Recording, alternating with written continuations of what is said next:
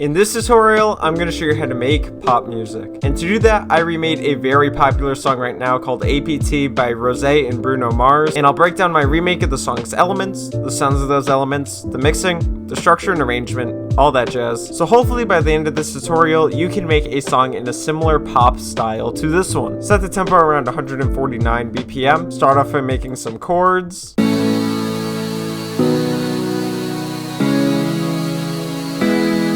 This is just a very simple progression in the key of E major, and the length of each chord just takes up one bar. It's very simple. It's nothing too crazy at all. I use 5 presets to accomplish the sound over here. I use this guitar preset from Flex, this other guitar preset from Flex, yet another guitar preset from Flex, guitar preset from Flex, and this synth preset from Vital. It's from MHA's Soundbank Volume 3.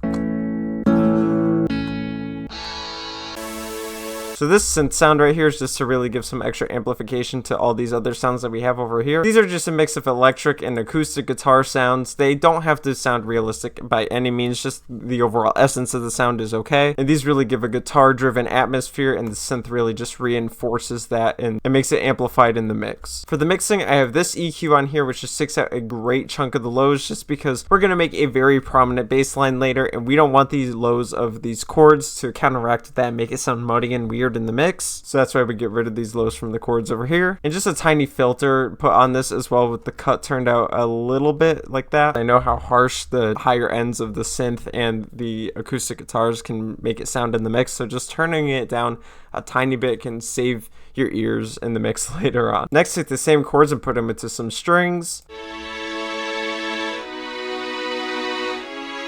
These are just the exact same chords just put into a string sound, and specifically for that string sound I use this viola sustain preset from Flex, and the same EQ and the same filter are put on from earlier for the same exact reasons. Next, to make an ARP out of the chords. The way you could create the ARP that I made is just by taking the chords and putting them into a new pattern over here, clicking the wrench up here, click arpeggiate, and then use these settings over here and put them into some new guitar sounds that sound like this.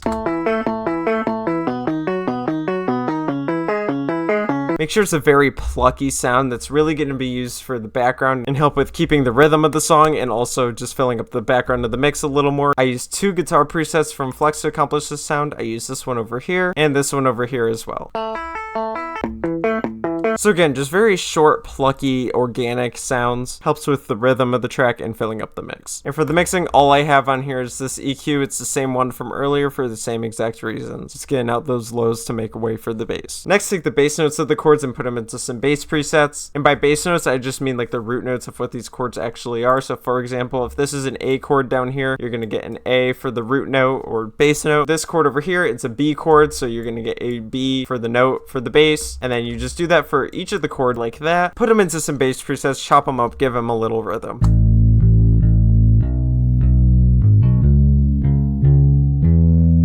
So as you see, all of the bass notes in this pattern just have this little rhythm that I made over here for each of them, but this one is a little exception just because I created a little variation of the rhythm over here. So making little variations like this are key to give more variety in the track and stuff like that, so that it doesn't sound so dull and boring in the rest of the mix. But don't go too crazy like that. You see, I just did that once in here, and the rest of the notes just follow the same exact rhythm that I have here. So very simple pattern making over here. Just make sure to add a tiny bit of variety as well. I use 3 bass guitar presets from Flex to accomplish this sound. I use this one over here, this one over here as well, and last but not least, this one over here.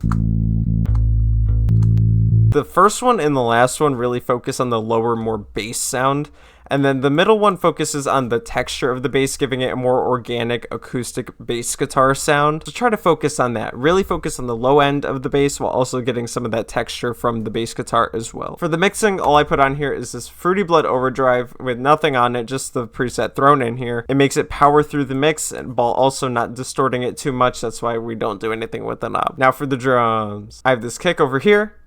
Make sure it's an acoustic sounding kick that also has a lot of texture to it. I have this snare. It's a very short kind of lo-fi-ish type of snare, and I put them into a pattern that sounds like this.